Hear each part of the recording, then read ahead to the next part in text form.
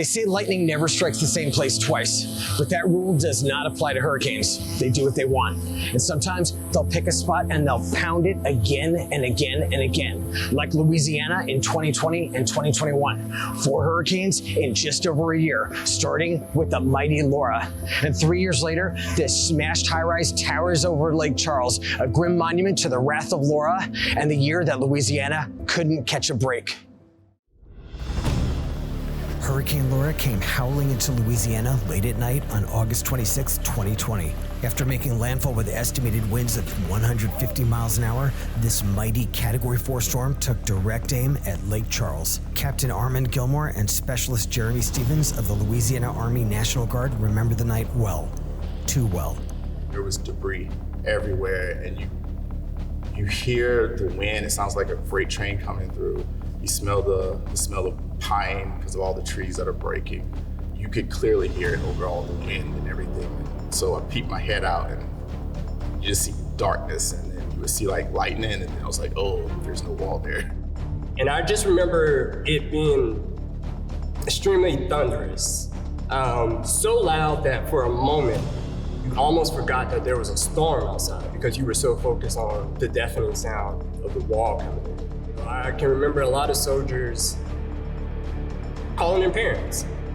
Meanwhile, neighboring Sulphur was faring no better, and that's where I was. Roaring winds devastated homes and businesses, with spectacular electrical explosions lighting up the sky all night.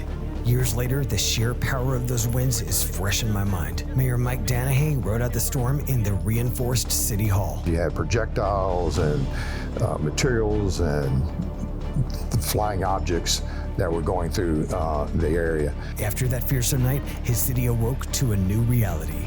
And it was astounding what kind of damage a storm of that nature can do. We had telephone poles down, we had structures destroyed, a lot of trees down on buildings and homes, and so and the roadways were almost impassable. Parts of downtown Lake Charles have been beautifully refurbished. You walk around, you see painting and construction happening everywhere. And parts of the city have built back better than ever, with beautiful new affordable housing going up. Other blocks are frozen in the past, time capsules from the day after the storm.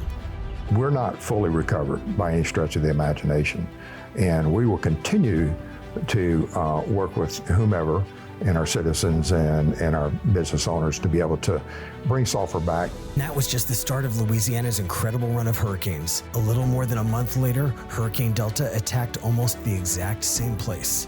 While not as strong as Laura, it was salt in the wound for a hurting region.